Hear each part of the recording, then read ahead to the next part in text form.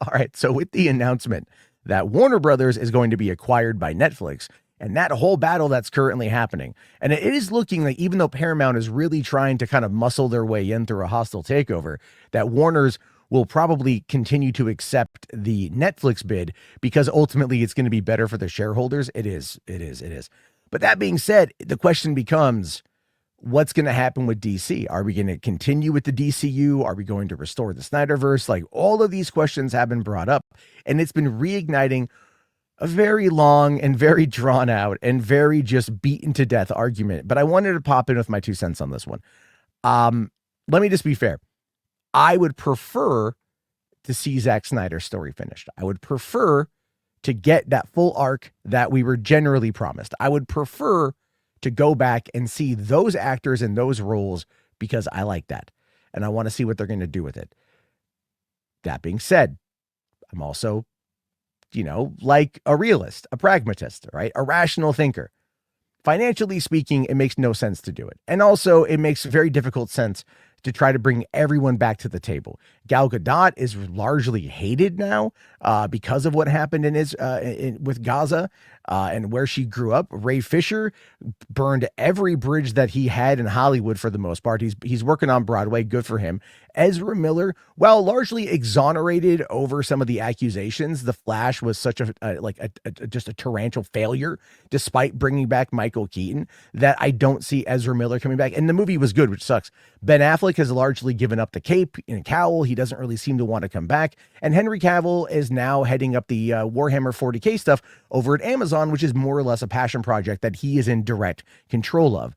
Even though this movie, this series, this franchise largely would come across as stuff, finishing unresolved storylines and giving those actors and those creatives closure, it just doesn't seem like it's going to happen. That being said, never say never. We can never say never.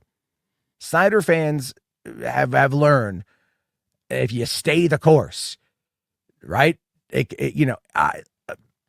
Never say never. You never know what's going to happen, largely. But if you look at what James Gunn and Peter Safran are doing with the DCU, it also is interesting. So they just, according to reports, quietly extended their contract to 2027.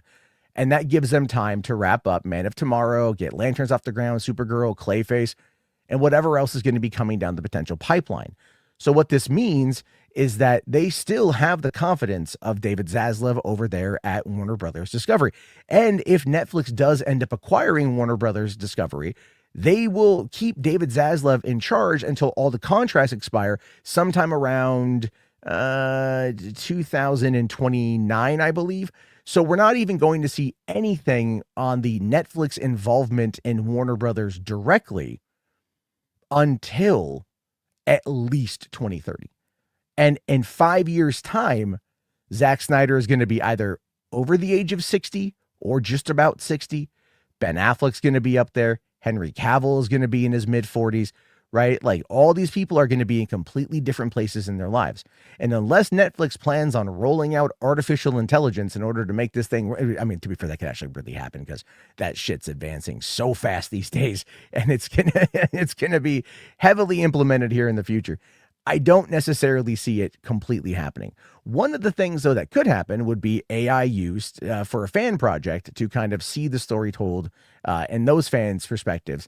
And I do think that is something that might happen down the road. We did see a kind of an animated motion comic come out a couple years ago from fans trying to tell the story. And I hear that was pretty good. I actually never watched it. So yeah, fans could find a way to make it work. But as for an actual official production, bringing Zack Snyder back, bringing all these things back into play, I don't see it happening. If they're able to keep the costs down on the Superman stuff, the DCU stuff, and is able to pull a profit, there's no reason to bring back Zack Snyder.